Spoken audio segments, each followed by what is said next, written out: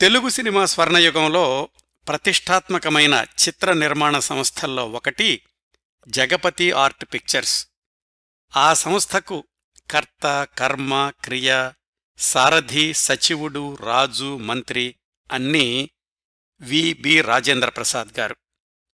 సుమారు 40 సంవత్సరాల సినీ జీవితంలో వి రాజేంద్ర ప్రసాద్ గారు నిర్మించిన చిత్రాలు 32 అయితే వాటిల్లో ఆయన దర్శకత్వం చేసినవి 18. ఈ 32లో 3 తమిళ చిత్రాలు, 3 హిందీ చిత్రాలు ఉండడం గమనార్హం. ఆయన నిర్మించిన మొట్టమొదటి చిత్రం అన్నపూర్ణ 1960లో విడుదలైతే, చిట్ట చివరి చిత్రం పెళ్లిపీటలు 1998లో విడుదలయ్యింది.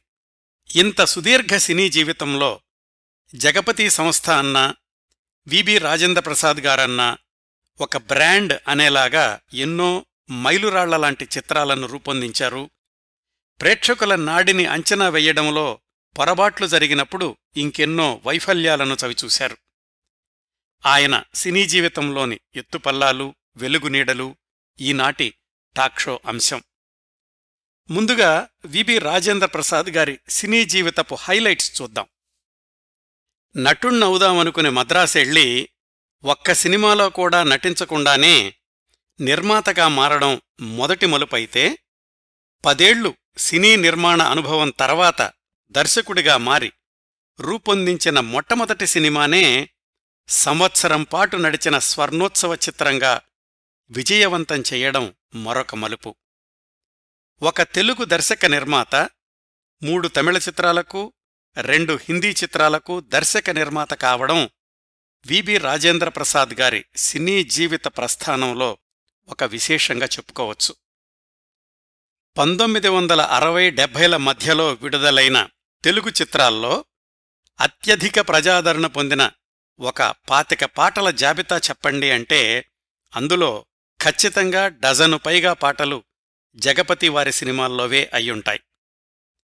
ఆత్రేయ, కెవి మహదేవన్ల కలయికలో చరిత్రలో నిలిచిపోయిన పాటల్లో అధిక శాతం జగపతి వాళ్ల సినిమాల్లోవే.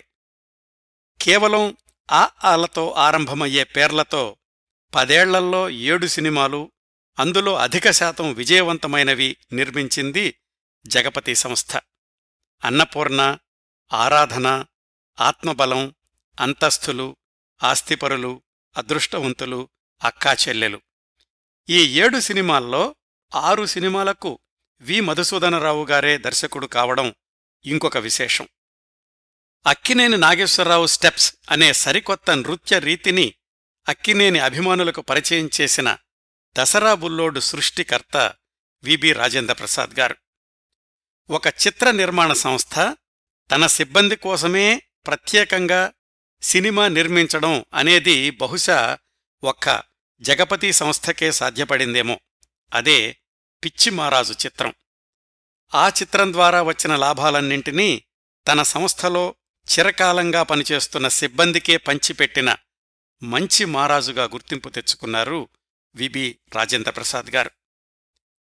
1970 దశాబ్దంలో ఎన్టీఆర్, ఏఎన్నార్ కలిసి నటించిన సినిమాలు కేవలం 2 విడుదలైతే, అందులో ఒకటి 1978లో విడుదలైన రామకృష్ణులు చిత్ర దర్శక నిర్మాత వి రాజేంద్ర ప్రసాద్ గారే. వి రాజేంద్ర ప్రసాద్ గారు రూపొందించిన 26 తెలుగు సినిమాల్లో 13 అక్కినేని నాగేశ్వరరావు గారు హీరో కావడం, 18 సినిమాల్లో జగ్గయ్య గారు నటించడం ఇంకొక విశేషం. తాను నిర్మించిన చిత్రాల్లోని పాటలతోనే 2 ప్రత్యేక సినిమాలు చిటపట చినుకులు 1, చిటపట చినుకులు 2గా రూపొందించి విడుదల చేసింది రాజేంద్ర ప్రసాద్ గారు. తర్వాత రోజుల్లో విజయవంతమైన కథానాయకుడిగా, ఇప్పుడు క్యారెక్టర్ నటుడిగా తనకంటూ ఒక స్థానాన్ని సంపాదించుకున్న ఆయన కుమారుడు జగపతి బాబు నటించిన ఒక్క సినిమాకి కూడా ఆయన దర్శకత్వం చెయ్యలేకపోవడం ఇంకొక విశేషం.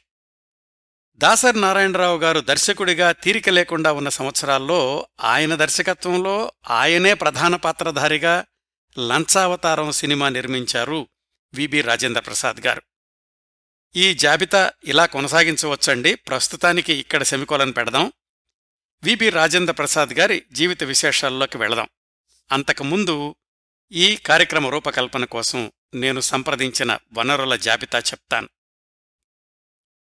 రాజేంద్ర ప్రసాద్ గారు జీవించి ఉండగానే 20 సంవత్సరాల క్రిందట ఆయన సినీ వ్యక్తిగత జీవన ప్రస్థానం ఆత్మకథ రూపంలో దసరా బుల్లోడు పేరుతో 2004లోనే పుస్తక రూపంలో వచ్చింది. రచయిత సీనియర్ పాత్రికేయులు భగీరథ గారు.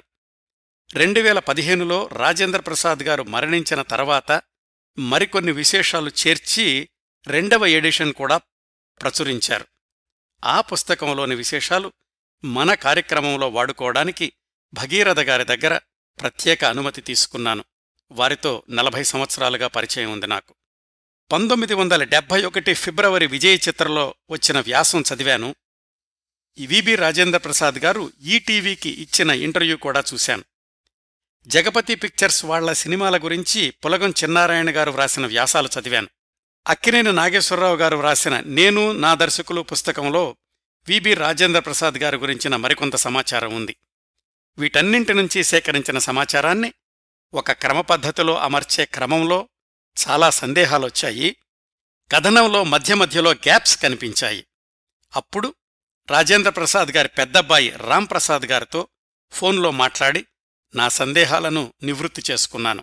అలాగే రాంప్రసాద్ గారు తమ పర్సనల్ ఆల్బంలో నుంచి వాళ్ల నాన్నగారికి సంబంధించిన అరుదైన ఫోటోలు కూడా పంపించారు. రాంప్రసాద్ గారిని పరిచయం చేసింది దర్శకులు వి మధుసూదనరావు గారి అమ్మాయి వాణిగారు. వీరందరికీ హృదయపూర్వకంగా కృతజ్ఞతలు తెలియచేస్తున్నాను. ఇంకా వీరమాచనేని బాబు రాజేంద్ర ప్రసాద్, విబి రాజేంద్ర ప్రసాద్ గారి జీవిత విశేషాల్లోకి వెళదాం.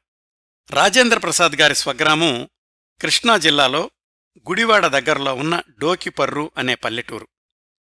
ఆయన జన్మించింది 1932 నవంబర్ 4.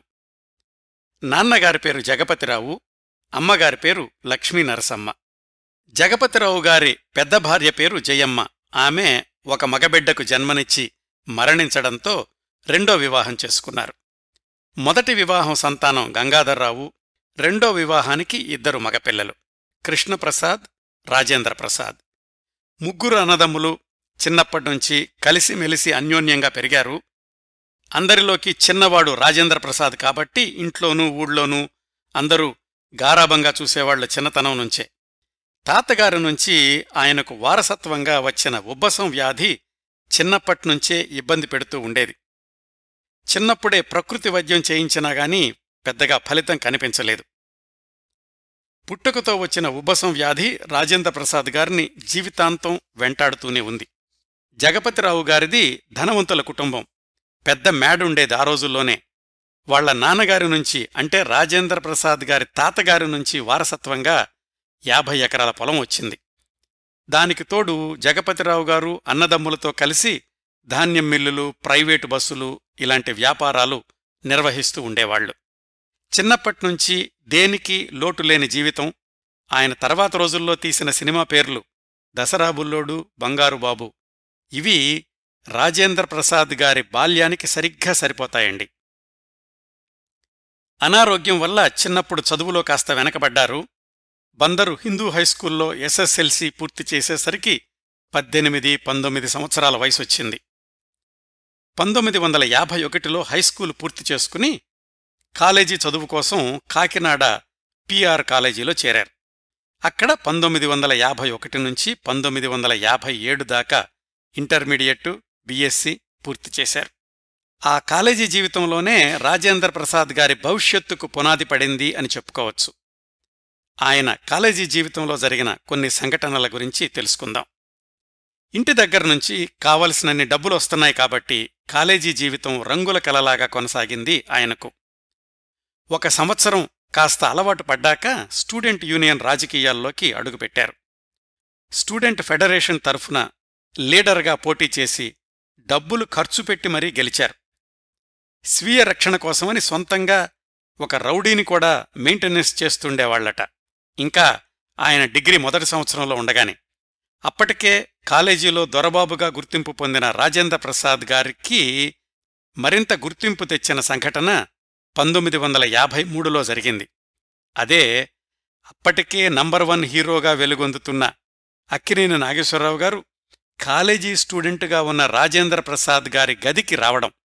అదెలా జరిగిందంటే, అక్కినేని నాగేశ్వరరావు గారికి డోకిపరులో బంధువులుండడం వల్ల అప్పుడప్పుడు ఆ ఊరు వచ్చిన సందర్భాల్లో వెళ్లి కలుసుకుంటూ ఉండేవాళ్లు కుర్రవాడైన రాజేంద్ర ప్రసాద్ గారు. అక్కినేని నాగేశ్వరరావు గారికంటే 10 సంవత్సరాల చిన్నవాడాయన.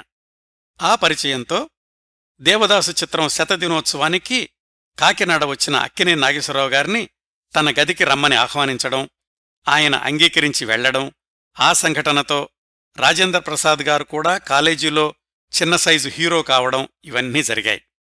చదువులో ఒక మాదిరి విద్యార్థి అయిన సాంస్కృతిక కార్యక్రమాల్లో చురుగ్గా పాల్గొంటూ ఉండేవాళ్లు రాజేంద్ర ప్రసాద్ గారు. ఈయన బీఎస్సీ చదువుతుండే కాలేజీలోనే బిఏ చదువుతున్న ఏడిద నాగేశ్వరరావు గారితో మంచి స్నేహం కలిసింది. ఏడిద నాగేశ్వరరావు గారంటే తర్వాత రోజుల్లో పూర్ణోదయ క్రియేషన్స్ అధినేత. తర్వాత రోజుల్లో హీరో అయిన హరనాథ్ వీళ్లకి జూనియర్. రాజేంద్ర ప్రసాద్ గారు, ఏడిద నాగేశ్వరరావు గారు కలిసి బళ్ళారి రాఘవ గారి పేరు మీద రాఘవ కళా సమితి అనే సాంస్కృతిక సంస్థను ప్రారంభించారు. గరికపాటి రాజారావు గారు దాన్ని ఆవిష్కరించారు. తర్వాత కాలంలో సినిమాల్లో పేరు తెచ్చుకున్న విజయచందర్, అర్జా జనార్దనరావు, మాడా వెంకటేశ్వరరావు వీళ్లు కూడా ఆ బృందంలో క్రియాశీలక సభ్యులుగా ఉంటుండేవాళ్లు. వీళ్లంతా కలిసి కాలేజీ ఫంక్షన్స్లోనే కాకుండా అంతర్కళాశాలల నాటకోత్సవాల్లో కూడా నాటకాలు వేస్తూ ఉండేవాళ్లు. ఇంకా కాలేజీలో చదువుతుండగానే ఇవన్నీ. రాజేంద్ర ప్రసాద్ గారు చాలాసార్లు స్త్రీ పాత్రలు ధరిస్తూ ఉండేవాళ్లు. ఆంధ్రా యూనివర్సిటీలో జరిగిన నాటకాల పోటీల్లో వీళ్లంతా కలిసి ఆత్రేయ గారు వ్రాసిన కప్పలు నాటకాన్ని ప్రదర్శించారు. దాంట్లో కథానాయిక పాత్ర పోషించిన రాజేంద్ర ప్రసాద్ గారికి ఉత్తమ హీరోయిన్ బహుమతి కూడా వచ్చింది. ఆ నాటక రచయిత ఆత్రేయ గారే తనకి భవిష్యత్తులో ఆస్థాన రచయిత అవుతారు అని ఆ సమయంలో ఇంకా విద్యార్థిగానే ఉన్న రాజేంద్ర ప్రసాద్ గారు ఊహించే అవకాశమే లేదు. ఇంకా అక్కినేని నాగేశ్వరరావు గారితో వ్యక్తిగత పరిచయం ఉండడం వల్ల వేసవి సెలవులకి అప్పుడప్పుడు మద్రాసు వెళ్లి వాళ్ళింట్లోనే ఉండేవాళ్లు. అట్లా ఈ కప్పలు నాటకంలో బహుమతి వచ్చిన సంవత్సరం మద్రాసు వెళ్ళినప్పుడు, నాకు నాటకాల్లో బహుమతులొచ్చాయండి, సినిమాల్లో వేషాలకు ప్రయత్నిద్దామని ఉంది అని అక్కినేని నాగేశ్వరరావు గారితో చెప్పారు రాజేంద్ర ప్రసాద్ గారు. ఆయన అన్నారు, బాబూ, కొత్త వాళ్లతో సినిమాలు నిర్మించేటటువంటి పరిస్థితులు లేవు. చిన్న చిన్న పాత్రలతో మొదలు పెడితేనేమో పైకి రావడానికి చాలా సంవత్సరాలు పడుతుంది. అయినా కాని నేను చేసిన తప్పు నువ్వు చెయ్యొద్దు. నేను చిన్నప్పుడు చదువుకోలేదు. నువ్వైతే ఇంకా డిగ్రీ మధ్యలో ఉన్నావు కదా, ఆ డిగ్రీ పూర్తి చేశాక అప్పుడు రా అన్నారు. ఆయన సలహాననుసరించి డిగ్రీ పూర్తి చేశారు రాజేంద్ర ప్రసాద్ గారు. ఆయన డిగ్రీ చదువుతుండగానే మేనత్తగారమ్మాయి వసుంధరాదేవి గారితో వివాహం అయింది. చదువు అయిపోయాక కొన్నాళ్లు మిత్రులతో కలిసి బెజవాడలో సిమెంటు వ్యాపారం చేశారు. పెద్దగా లాభాలుండేవి కాదు. పైగా బెజవాడలో సొంత కాపురం కొనసాగించడం కష్టంగా ఉండేది. వాళ్ల నాన్నగారు ఊరొచ్చేసి వ్యవసాయం చేసుకోమన్నారు. అక్కడేమో వరిగడ్డి, దుమ్ము, ధూళిలో తిరగాల్సి ఉండడంతోటి ఉబ్బసం వ్యాధి తీవ్రతరమై తరచూ అనారోగ్యం బారిన పడేవాళ్లు. సరే, ఇలా కాదు, రైస్ మిల్లు చూసుకో అని పంపించారు. అక్కడ కూడా అదే సమస్య. తవుడు, ఊక వాటి మధ్యలో ఉండాల్సి రావడంతో తరచూ ఇబ్బంది పెట్టుతూ ఉండేది ఉబ్బసం వ్యాధి. రాజేంద్ర ప్రసాద్ గారు అన్నయ్య కృష్ణప్రసాద్ గారు తమ్ముడు పడుతున్న ఇబ్బందుల్ని గమనించారు. ఆయన కూడా రాజేంద్ర ప్రసాద్ గారితో పాటు కాలేజీలో చదువుకున్నవాళ్లే. రాజేంద్ర ప్రసాద్ గారు అన్నయ్యతో చెప్పారు, అన్నయ్య, ఈ వ్యాపారం వ్యవసాయం నాకు పడేలాగా లేవు. నాకు నాటకాల అనుభవం ఉంది. పైగా నాగేశ్వరరావు గారు చదువయ్యాక మద్రాసు రమ్మన్నారు. నేను వెళ్లి సినిమాల్లో వేషాల కోసం ప్రయత్నిస్తాను. కొంచెం నాన్నగారికి చెప్పి సిఫారసు చేయించు అని. తమ్ముడు గురించి కృష్ణప్రసాద్ గారు నాన్న జగపతిరావు గారికి చెప్పారు. ఆయన 2-3 రోజులు ఆలోచించి, సరేరా అబ్బాయ్, పోని స్థల మార్పిడి అయితేనైనా ఆరోగ్యం బాగుపడుతుందేమో, మద్రాసెళ్ళి సినిమా ప్రయత్నాలు చెయ్యి. ఇవిగో 50,000 రూపాయలిస్తున్నాను. ఈ డబ్బులతో ఎంతకాలం మద్రాసులో ఉండగలవో అన్నాళ్లు ఉండి ప్రయత్నించు. డబ్బులు అయిపోయేలోగా నీకు సినిమా వేషాలు రాకపోతే, నీ ప్రయత్నాలు సఫలం కాకపోతే వెనక్కొచ్చేసి వ్యవసాయం చేసుకో అన్నారు.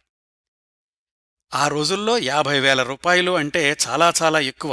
ఎంత ఎక్కువంటే 70,000 రూపాయలతోటి ఒక మాదిరి సినిమా నిర్మించగలిగినటువంటి పరిస్థితులు. అట్లా 50,000 రూపాయలు జేబులో పెట్టుకుని 1958లో తన 26 సంవత్సరాల వయసులో మద్రాసులో అడుగుపెట్టారు వీరమాచనేని బాబూ రాజేంద్ర ప్రసాద్ గారు. ఈసారి ఎక్కువ రోజులుండే ప్లాన్ కాబట్టి ఎప్పుడూ వెళ్లే అక్కినేని నాగేశ్వరరావు గారింటి కాకుండా పివి ఆంజనేయులు అనే మిత్రుడి ఇంట్లో దిగారు. మద్రాసులో అడుగుపెట్టిన మర్నాటి నుంచే వేషాల వేటలో పడ్డారు. సహజంగానే ముందుగా ఆయన అక్కినేని నాగేశ్వరరావు గారిని కలుసుకున్నారు. డిగ్రీ పూర్తి చేసుకుని రమ్మని చెప్పిన విషయం అక్కినేని గారికి గుర్తుంది. ఆయన రాజేంద్ర ప్రసాద్ గారిని తీసుకెళ్లి దుక్కిపాటి మధుసూదనరావు గారికి పరిచయం చేశారు. వెంటనే సినిమాల నిర్మాణం ఏమీ లేదు కాబట్టి చూద్దాంలే అన్నారాయన. వాళ్లని వీళ్లని పట్టుకుని మరికొంతమంది నిర్మాతల్ని కలిసినా ఫలితం లేకపోయింది. 6 నెలలు గడిచిపోయాయి.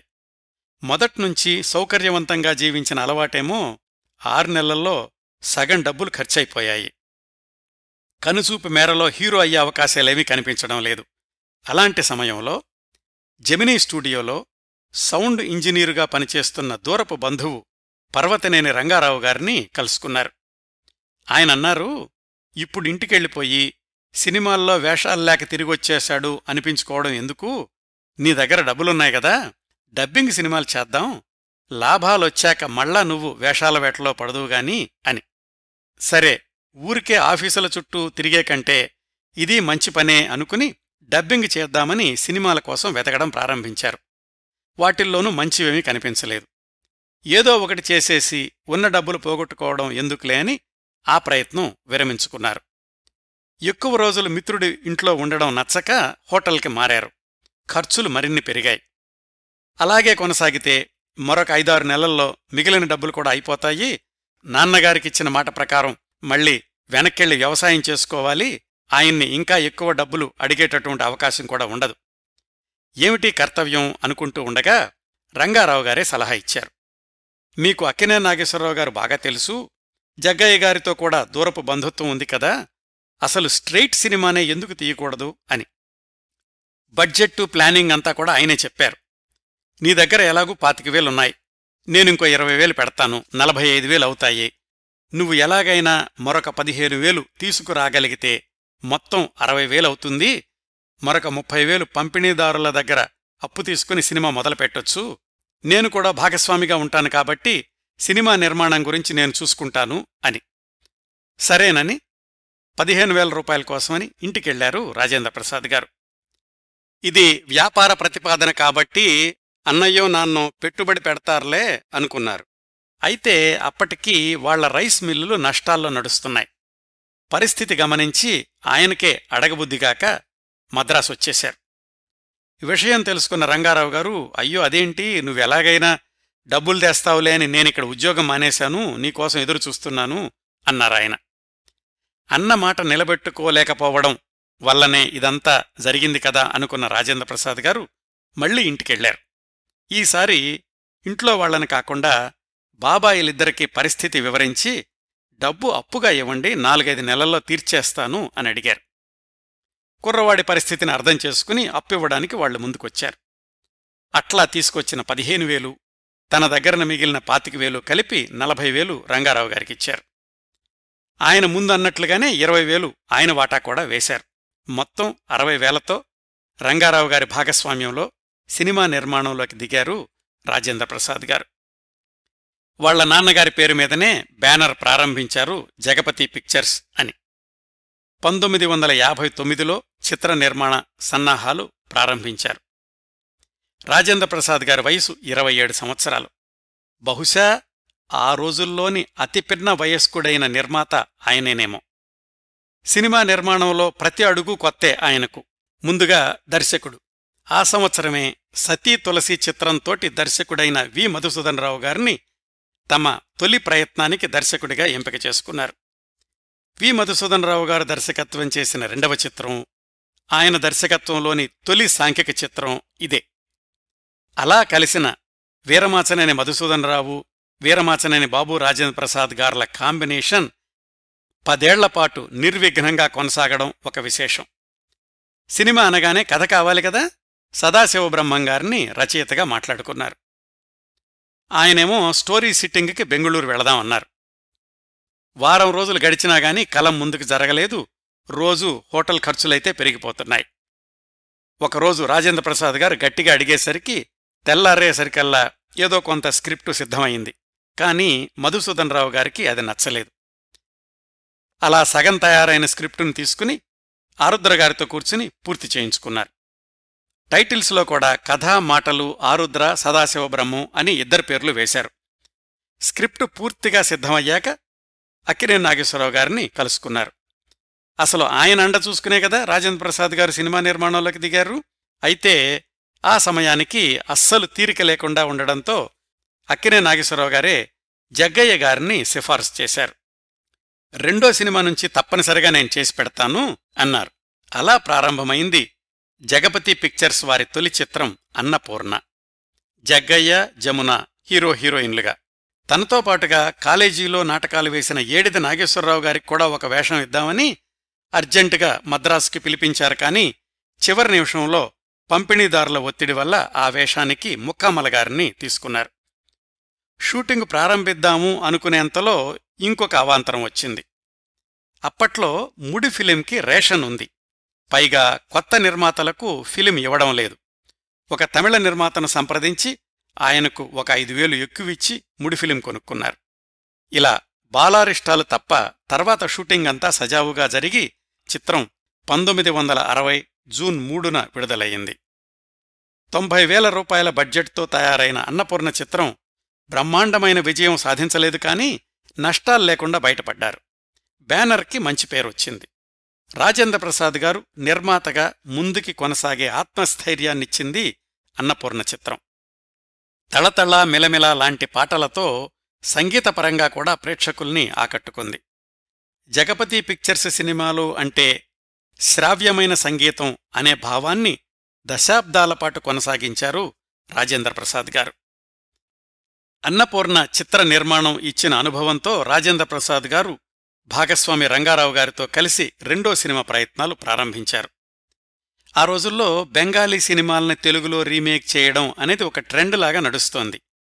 అలాంటి రీమేక్స్లో విజయాల శాతం కూడా ఎక్కువగా ఉంది. అందుకని జగపతి భాగస్వాములు ఇద్దరూ కలిసి కలకత్తా వెళ్లి రకరకాల బెంగాలీ సినిమాలు చూసి చివరికి సాగరిక అనే సినిమా హక్కులు కొనుక్కొచ్చారు.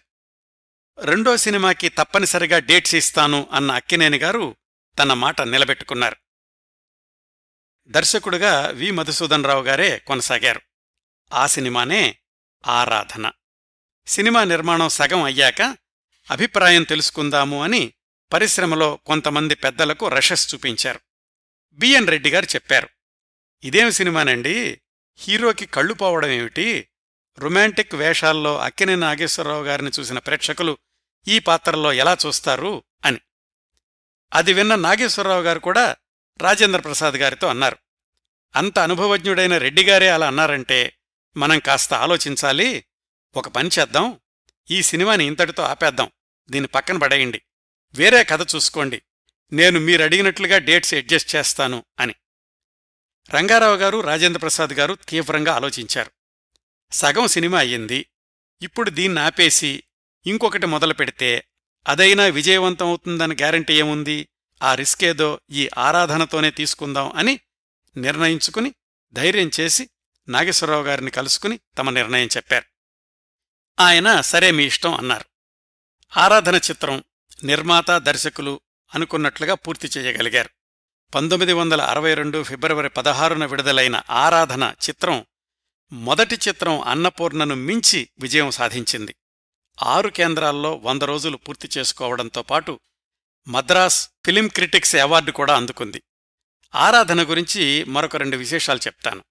తన మొదటి చిత్రం అన్నపూర్ణలో వేషం ఇవ్వలేకపోయిన కాలేజీ మిత్రుడు ఏడిది నాగేశ్వరరావు గారికి ఆరాధన సినిమాలో ఒక చిన్న వేషం ఇచ్చారు రాజేంద్ర ప్రసాద్ గారు. హీరో అంధుడయ్యాక ఆయన్ను లండన్ నుంచి ఇండియాకు తీసుకొచ్చిన డాక్టర్ రాము పాత్రలో నటించింది ఏడిది నాగేశ్వరరావు గారే. మెడికల్ కాలేజీ విద్యార్థినుల్లో ఒకరుగా నటించిన రాజేశ్వరి అనే సహాయ నటి కూతురు భవిష్యత్తులో తన సినిమాలో హీరోయిన్గా నటిస్తుంది అని రాజేంద్ర ప్రసాద్ గారు అప్పుడు అస్సలు ఊహించే అవకాశమే లేదు. ఆ రాజేశ్వరి ఎవరో కాదు, తర్వాత రోజుల్లో వెండితెరను ఏలిన హీరోయిన్ శ్రీదేవి గారి తల్లి. ఆరాధన చిత్రంలోని పాటలు కూడా అన్నీ ప్రజాదరణ పొందినవే. ఇలా రెండో సినిమా కూడా విజయవంతం అయ్యాక మూడో సినిమా గురించి ఆలోచిద్దాం అనుకుంటూ ఉన్న సమయంలోనే భాగస్వామి రంగారావు గారు హఠాత్తుగా గుండెపోటుతో మరణించారు. ఆయన లేకపోవడంతోటి అంతవరకు సైలెంట్ భాగస్వాములుగా ఉన్న మరికొంతమంది కూడా బయటికెళ్ళిపోయారు. అయినా ఇంకా తన భవిష్యత్తు తెలుగు చిత్ర పరిశ్రమలోనే అని నిర్ణయించుకున్న రాజేంద్రప్రసాద్ గారు ఒంటరిగానే జగపతి సంస్థను ముందుకు తీసుకెళ్లాలి అని నిర్ణయించుకున్నారు. 2 సినిమాల నిర్మాణం మంచి అనుభవాల్ని సమకూర్చింది. ఆ కోవలోనే మూడవ చిత్రం ఆత్మబలంకి కూడా ఒక బెంగాలీ చిత్రాన్ని ఆయన ఆధారం చేసుకున్నారు. దీనికి దర్శకుడు హీరో మధుసూదనరావు గారు, అక్కినేని గారులే. మరి ఎందుకలా నిర్ణయించుకున్నారో గాని ప్రతి సినిమాకి హీరోయిన్ని మార్చాలి అనుకున్నారు. మొదటి 2 సినిమాల్లో జమున, సావిత్రి గారులు హీరోయిన్లయితే ఆత్మబలంకి హీరోయిన్గా బి సరోజాదేవి గారిని ఎంపిక చేసుకున్నారు. షూటింగ్కి వెళదాము అనుకుంటుండగా అక్కినేని నాగేశ్వరరావు గారు మరొక వార్త చెప్పారు. తను నివాసం హైదరాబాదుకి మారుస్తున్నానని, తనతో సినిమాలు నిర్మిద్దామనుకునే వాళ్లంతా హైదరాబాదు రావాల్సి ఉంటుంది అని. రాజేంద్రప్రసాద్ గారు కూడా జగపతి సంస్థ ఆఫీసుని హైదరాబాదులో ప్రారంభించారు. ఈ సినిమా నుంచే జగపతి సంస్థలో ఆత్రేయ, మహదేవన్ల కాంబినేషన్ కూడా ప్రారంభమైంది. తెలుగు సినిమాల్లో మొదటి వర్షం పాట చిటపట చినుకులు వ్రాయడానికి ఆత్రేయ గారు బెంగుళూరు వెళ్లిన వైనం ఆత్రేయ గారి గురించిన ప్రత్యేక కార్యక్రమంలోనూ, ఆ పాట షూటింగ్ సమయంలో బి సరోజాదేవి గారితో ఎదురైన ఇబ్బందుల గురించి బి సరోజాదేవి గారి కార్యక్రమంలోనూ చెప్పాను. మళ్ళా వాటిని ఇక్కడ పునరావృతం చేయడం లేదు. 30 ఏళ్ల వయసున్న నిర్మాతగా రాజేంద్రప్రసాద్ గారు ఆత్మబలం చిత్ర నిర్మాణ సమయంలో ఢక్కా మొక్కీలు తిన్నారు. బి సరోజాదేవి గారి తల్లి పెట్టిన షరతుల కోసమని అక్కినేని నాగేశ్వరరావు గారు కూడా మద్రాసు వెళ్లి షూటింగ్ చేయడానికి అంగీకరించి నిర్మాతకు మద్దతునిచ్చారు. ఒంటరిగా ఎన్నో ఇబ్బందుల్ని ఎదుర్కొని సినిమా నిర్మాణం పూర్తి చేస్తే విడుదలకు ముందు సెన్సారుతోటి సమస్య తలెత్తింది. పతాక సన్నివేశంలో హీరోని ఉరితీసే దృశ్యాల్లోని ఉత్కంఠను తొలగించాలని, అంత సస్పెన్స్తో ప్రేక్షకులు చూస్తే వాళ్లకు గుండెపోటు వచ్చే ప్రమాదం ఉందని నెపంతోటి ముందుగా చిత్రీకరించిన పతాక సన్నివేశాల్ని చాలా వరకు కత్తిరించేశారు. 1964 జనవరి 9న విడుదలైన ఆత్మబలం ప్రేక్షకుల్ని అలరించింది. ముఖ్యంగా పాటలన్నీ సూపర్ డూపర్ హిట్ అయ్యాయి. జగపతి సంస్థను మరొక అడుగు ముందుకు వేయించిన చిత్రం అయ్యింది ఆత్మబలం. రాజేంద్రప్రసాద్ గారు నిర్మించిన తరువాతి చిత్రం అంతస్థులు. ఇందులో హీరోయిన్ పాత్రకు కృష్ణకుమారి గారిని ఎంపిక చేసుకున్నారు. హీరో సోదరి పాత్రకు జమున గారిని అడుగుదామనుకున్నారు. కాని మోగమనుసులు చిత్రంలో అక్కినేని గారి పక్కన నటించిన ఆమెను ఈ సినిమాలో మరి అక్కినేని గారికి సోదరి పాత్రలో ప్రేక్షకులు ఆదరించరేమో అనేటటువంటి సందేహంతో ఆ పాత్రకు భానుమతి గారిని తీసుకున్నారు. అక్కినేని గారి సినిమా కాబట్టి షూటింగ్ హైదరాబాద్లోనే జరగాలి. భానుమతి గారు మద్రాసు నుంచి హైదరాబాదు షూటింగ్కి వచ్చినప్పుడు హోటల్లో కాకుండా మిగతా నటీనటులతో పాటు సారథి స్టూడియోలోనే ఒక రూములో బస చేసేవాళ్లు. ఒకరోజు రాత్రి ఆమె నిద్రపోతూ ఉండగా చుంచెలుక ఆమె చేతి వేలిని కొరికిందట. ఆ విషయం తెలుసుకున్న రాజేంద్రప్రసాద్ గారు పొద్దున్నే కంగారు పడుతూ వెళ్లారు. ఆ రోజు షూటింగ్ క్యాన్సిల్ చేద్దామని చెప్పారు. భానుమతి గారు మాత్రం, ఇంత మాత్రం దానికి షూటింగ్ క్యాన్సిల్ ఎందుకండి, అలా చేస్తే మీకు ఎంత నష్టమో నాకు తెలుసు, ఏం పర్వాలేదు, పదండి షూటింగ్ కొనసాగిద్దాం అని గాయమైన వేలికి టింక్చర్ రాసుకుని దులపరబుల్లోడా పాటలో నటించారు. 1965 మే 27న విడుదలైన అంతస్థులు చిత్రం ఘన విజయం సాధించడంతో పాటు కేంద్ర రాష్ట్ర ప్రభుత్వాల అవార్డుల్ని కూడా అందుకుంది. రాజేంద్రప్రసాద్ గారి స్థానాన్ని మొదటి వరుస నిర్మాతగా ఖాయం చేసిన చిత్రం అయ్యింది అంతస్థులు. దీని తర్వాత రాజేంద్రప్రసాద్ గారు నిర్మించిన ఆస్తిపరులు చిత్రం కోసం ఆనవాయితీ ప్రకారం తమ సంస్థలోకి కొత్త హీరోయిన్గా జయలలిత గారిని ఎంపిక చేసుకున్నారు. 1966 నవంబర్ 18న విడుదలైన ఆస్తిపరులు కూడా జగపతి సంస్థ ప్రతిష్టను నిలబెట్టిన చిత్రమే అయ్యింది. ఎప్పటిలాగే పాటలన్నీ ప్రజాదరణ పొందాయి. ఆ తరువాతి చిత్రం అదృష్టవంతులకి తమ ఆనవాయితీని పక్కన పెట్టి, అంటే ప్రతి చిత్రానికి ఒక కొత్త హీరోయిన్ని తీసుకుందాము అనుకున్నటువంటి ఆనవాయితీని పక్కన పెట్టి మళ్ళా జయలలిత గారినే హీరోయిన్గా తీసుకున్నారు.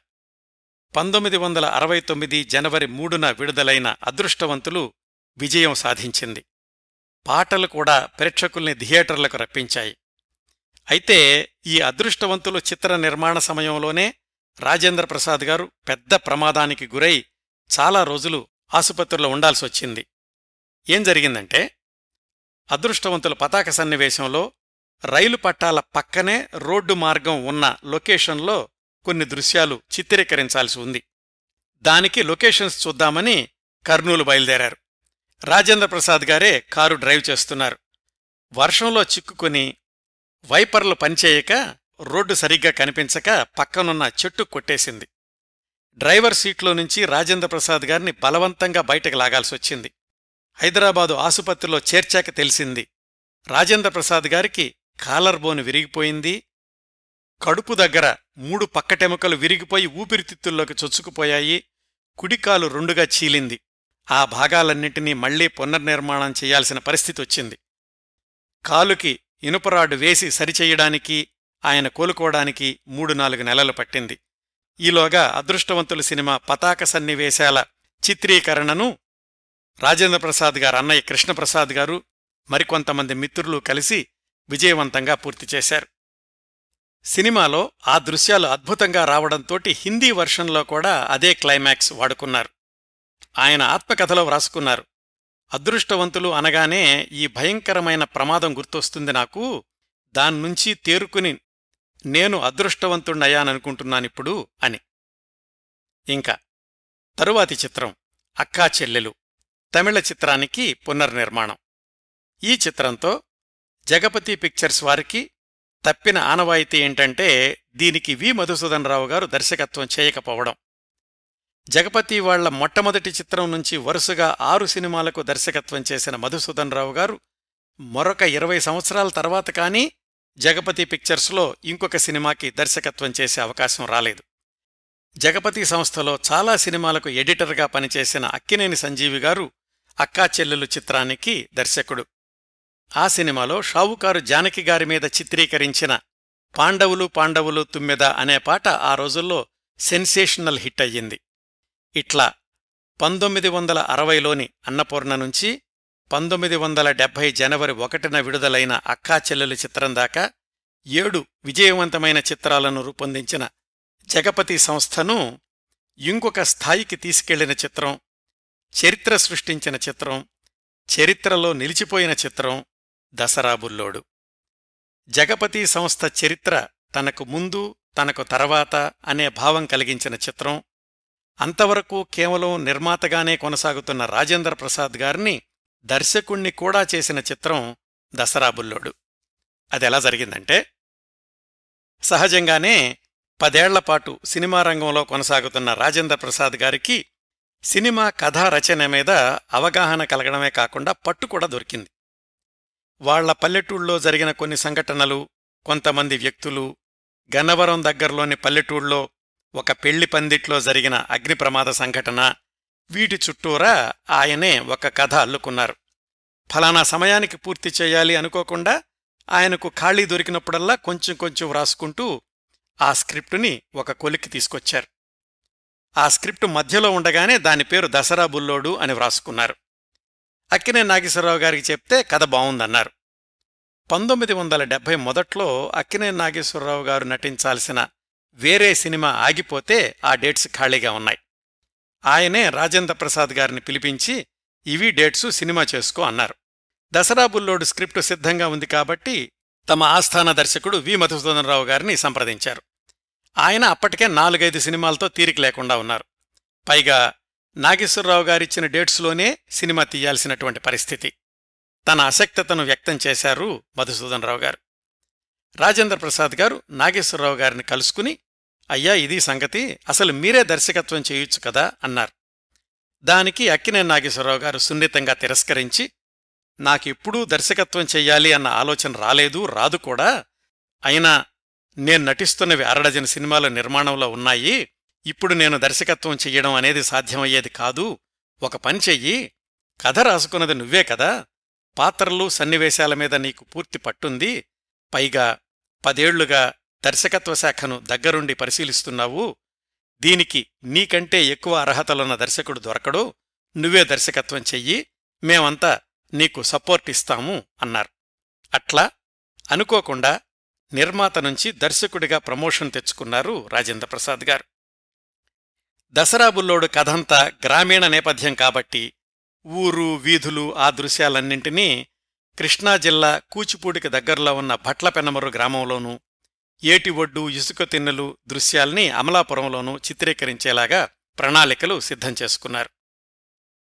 మార్కెట్ డిమాండ్ని దృష్టిలో ఉంచుకుని హీరోయిన్గా జయలలిత గారిని ఎంపిక చేసుకున్నారు. అన్నీ సిద్ధమై షూటింగ్ 4 రోజులుందనగా జయలలిత గారి తల్లి కబురు చేశారు, మా అమ్మాయి ఈ సినిమాలో నటించలేకపోతున్నందుకు మన్నించండి అని. అప్పుడు చివరి నిమిషంలో వాణిశ్రీ గారిని సంప్రదించి మామూలుగా ఆమె తీసుకునే పారితోషికం కంటే ఎక్కువ ఇచ్చి హీరోయిన్గా ఆమె డేట్స్ తీసుకున్నారు. ఇట్లా వాణిశ్రీ గారు చివరి నిమిషంలో దసరా బుల్లోడు ప్రాజెక్టులోకి అడుగుపెట్టినా ఈ సినిమా నుంచే అక్కినేని వాణిశ్రీ జంట ఎంతగా ప్రజాదరణ పొందిందో వేరే చెప్పాల్సిన అవసరం లేదు కదా. మొదటిసారి దర్శకత్వమే అయినప్పటికీ ఆ విభాగంలో ఎక్కువ ఇబ్బందులు రాలేదు, కానీ నిర్మాణ సమయంలో చాలా సమస్యల్ని ఎదుర్కొన్నారు రాజేంద్ర ప్రసాద్ గారు. షూటింగ్ ప్రారంభమైన మొదటి వారంలోనే సాంకేతిక పొరపాటు వల్ల 4-5 రోజులు షూటింగ్ చేసిన ఫిల్మ్ ఎక్స్పోజ్ కాలేదు.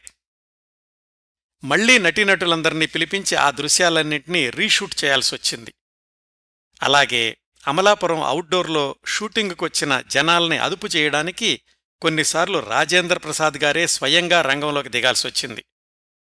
ఈ సినిమాలో అక్కినేని నాగేశ్వరరావు గారు వాడిన ఎర్ర కారు షూటింగ్ సమయంలోనూ సినిమా విడుదలయ్యాక కూడా ప్రత్యేక ఆకర్షణగా నిలిచింది.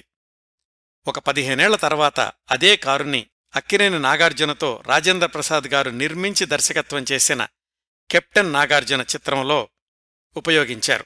1971 జనవరి 13న విడుదలైన దసరా బుల్లోడు చిత్రం మొదటి రోజు ఉదయం ఆటకు ఒక మాదిరి collections వచ్చాయంతే.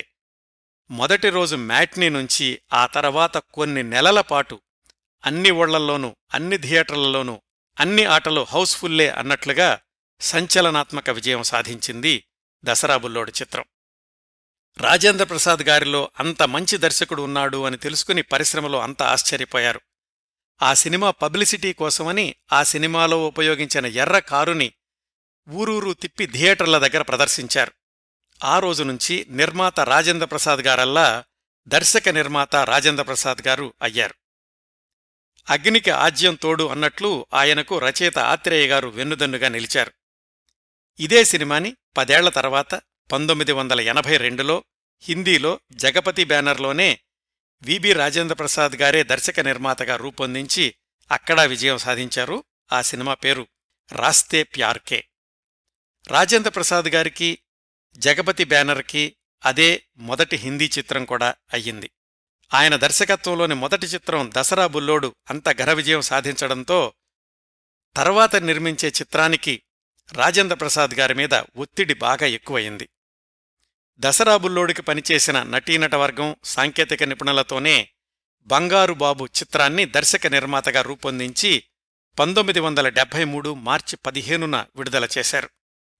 Dasara బుల్లోడంత block buster hit కాలేదు, కానీ బంగారు బాబు కూడా శతదినోత్సవం చేసుకుంది. దీని తర్వాత అక్కినేని నాగేశ్వరరావు గారికి ఆపరేషన్ జరిగి కొన్నాళ్లు విశ్రాంతి తీసుకోవడం వల్ల తప్పనిసరి పరిస్థితుల్లో మొదటిసారి అక్కినేని నాగేశ్వరరావు గారు లేకుండా జగపతి సంస్థలో ఒక సినిమా తీయాల్సొచ్చింది.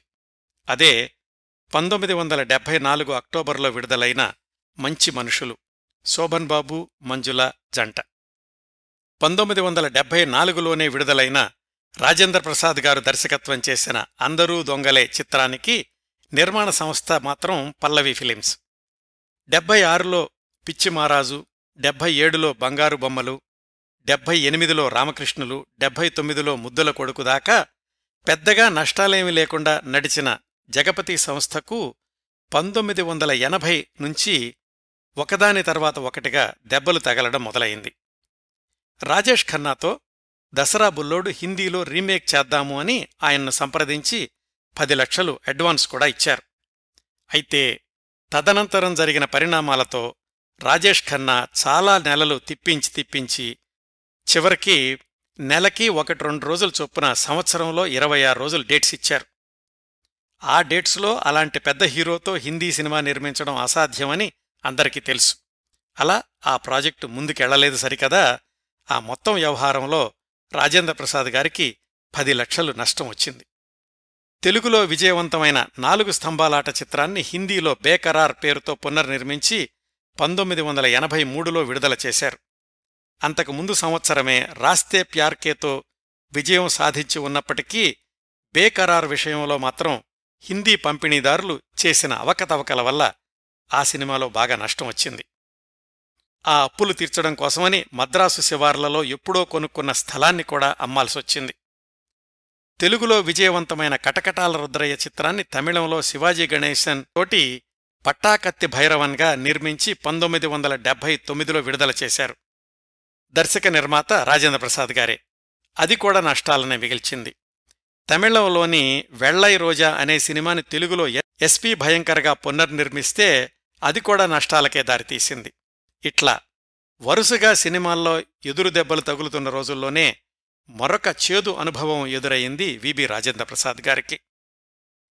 విశాఖపట్నం భీమిలి మార్గంలో 12 ఎకరాల భూమిని కొన్నారు. అక్కడ ఒక కార్నివాల్ లాంటిది నిర్మించి శాశ్వత పర్యాటక ప్రదేశంగా తీర్చిదిద్దుదాము అని 12 ఎకరాల స్థలానికి కాంపౌండ్ వాల్ కూడా కట్టుకున్నారు.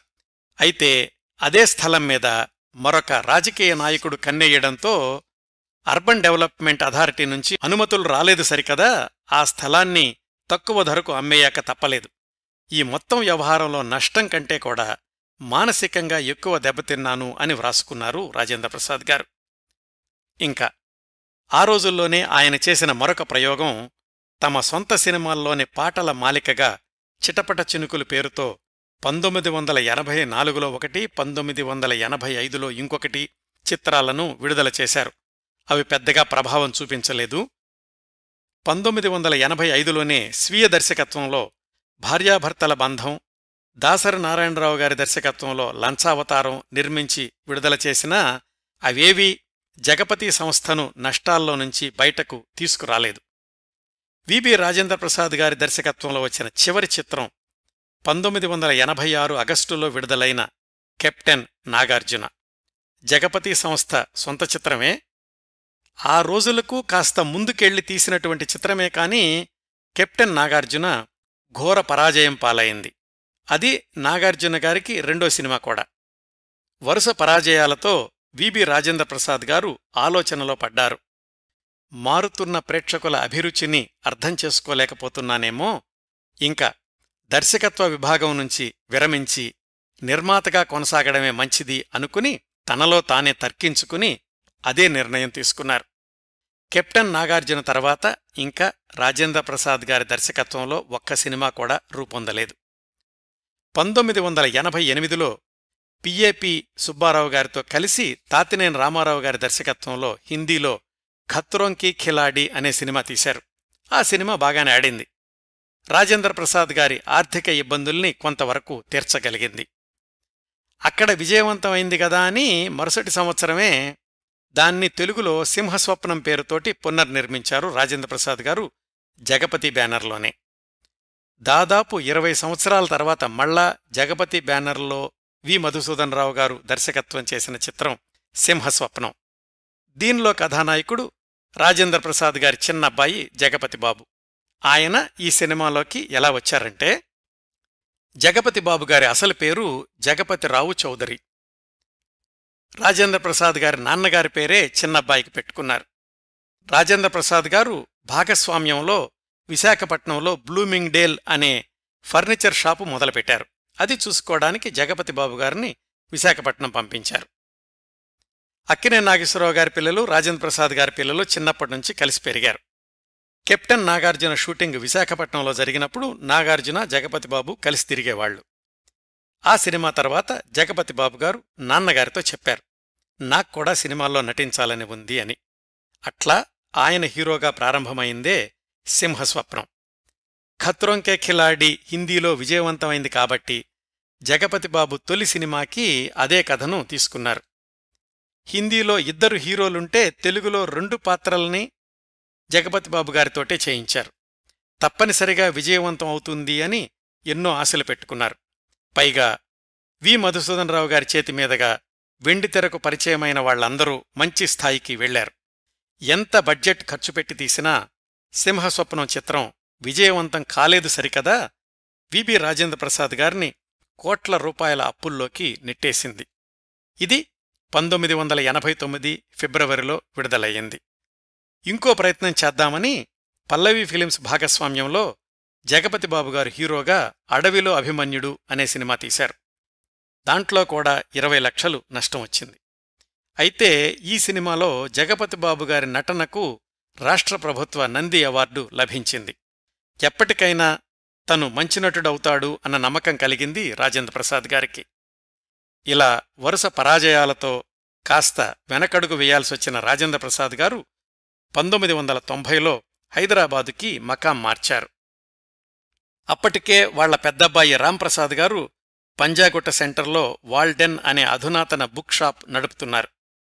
అప్పట్నుంచి చివరి వరకు రాజేంద్ర ప్రసాద్ గారు వాళ్ల పెద్దబ్బాయి రాంప్రసాద్ గారితోటే కలిసున్నారు. ఈ రాంప్రసాద్ గారితోనే నేను క్రిందటి వారం ఫోన్లో మాట్లాడాను. హైదరాబాదొచ్చిన కొన్నాళ్లకి మిత్రుల భాగస్వామ్యంలో మద్రాసులో ఎలైట్ కల్చరల్ సెంటర్ని ప్రారంభించారు. 3 సంవత్సరాల పాటు ఆ క్లబ్ బాగా నడిచింది. రాజేంద్ర ప్రసాద్ గారు ఆర్థికంగా కాస్త నిలదొక్కుకోగలిగారు. హైదరాబాదొచ్చేశాక 1992లో కిల్లర్, 1993లో బంగారు బుల్లోడు, 1995లో భలే బుల్లోడు, 1998లో పెళ్లిపీటలు చిత్రాలను నిర్మించారు. వీటిల్లో కిల్లర్, బంగారు బుల్లోడు చిత్రాలు కాస్త లాభాలు తెచ్చిపెట్టాయి. పెళ్లిపీటలు చిత్రంలో తమ ఆత్మబలంలోని చిటపట చినుకులు పాటను యథాతథంగా పెట్టారు కానీ ప్రేక్షకులు ఆ ప్రయత్నాన్ని హర్షించలేదు. 1998తో విబి రాజేంద్ర ప్రసాద్ గారు సినీ జీవితానికి ఫుల్ స్టాప్ పెట్టినా హైదరాబాదొచ్చిన దగ్గర్నుంచి తెలుగు సినీ పరిశ్రమకు సంబంధించిన వివిధ సంస్థల్లో కీలకమైన పాత్ర పోషించారు. 1991లోనే ఫిలిం నగర్ హౌసింగ్ సొసైటీకి అధ్యక్షుడిగా ఎన్నికయ్యారు. అలాగే ఆ రోజుల్లోనే ప్రారంభమైన ఫిలిం నగర్ కల్చరల్ సెంటర్కి ఆయన ఉపాధ్యక్షుడిగా కూడా సేవలందించారు. వీటన్నింటికీ మించి రాజేంద్ర ప్రసాద్ గారు చేపట్టిన అద్భుతమైన కార్యక్రమం ఫిలిం నగర్ దైవ సన్నిధానం. 18 నెలల్లోనే ఆ దేవాలయ సముదాయ నిర్మాణాన్ని పూర్తి చేశారు. 2004 నుంచి ఆ దైవ సన్నిధానం ఫిలిం నగర్లోనే కాకుండా హైదరాబాదులోనే ప్రత్యేక పుణ్యస్థలిగా భక్తులను ఆకర్షిస్తోంది. చాలా సంవత్సరాలు ఆ సన్నిధానానికి అధ్యక్షులుగా ఉన్న రాజేంద్ర ప్రసాద్ గారు అన్ని సంవత్సరాల్లోనూ ప్రతిరోజు ఉదయం నుంచి సాయంకాలం దాకా అదే దేవాలయ సముదాయంలోనే ఉండి సేవలందిస్తూ ఉండేవాళ్లు. రాజేంద్ర ప్రసాద్, వసుంధరాదేవి దంపతులకు 3 సంతానం. రాంప్రసాద్ గారు, యుగంధర కుమార్ గారు, జగపతిబాబు గారు. రాంప్రసాద్ గారికి 2 అమ్మాయిలు, కుమార్ గారికి 1 అమ్మాయి, జగపతిబాబు గారికి 2 అమ్మాయిలు. రాజేంద్ర ప్రసాద్ గారు సినిమా రంగంలో ధక్కామొక్కీలు తిన్నా చివరి రోజుల్లో తన సినిమాలు నష్టాల పాలైనా దైవ సన్నిధానం పనుల్లో మునిగాక ప్రశాంతమైన జీవితాన్నే చూశారని చెప్పుకోవచ్చు. దాంతోపాటు జగపతిబాబు గారు సినిమా రంగంలో మంచి స్థాయికి చేరుకోవడం, మిగతా పిల్లలిద్దరూ కూడా జీవితాల్లో స్థిరపడడం ఆయనకు తృప్తినిచ్చిన సందర్భాలు. 2003లో గొంతుకు ఆపరేషన్ చేయాల్సొచ్చింది.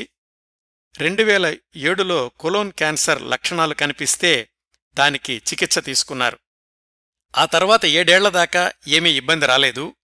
2014లో మళ్లీ క్యాన్సర్ లక్షణాలు పైకొచ్చాయి. 5 నెలలు బాగా ఇబ్బంది పడ్డారు. 2015 జనవరి 12న తుదిశ్వాస తీసుకున్నారు వీరమాచనేని బాబు రాజేంద్ర ప్రసాద్ గారు. అప్పటికి ఆయన వయసు 83వ సంవత్సరం నడుస్తోంది. అంత సుదీర్ఘమైన జీవితంలో మరొక సుదీర్ఘమైంది ఆయన సినీ జీవితం. ఆయన సినీ వారసత్వాన్ని కొనసాగిస్తూ హీరో జగపతిబాబు గారు 35 సంవత్సరాల సినీ జీవితంలో విలక్షణమైన పాత్రలు పోషిస్తూ తనదైన స్థానాన్ని పదిలపరచుకోవడం ప్రశంసనీయం. తెలుగు సినిమా చరిత్రలో జగపతి ఆర్ట్ పిక్చర్స్ది ఒక ప్రత్యేకమైన అధ్యాయం.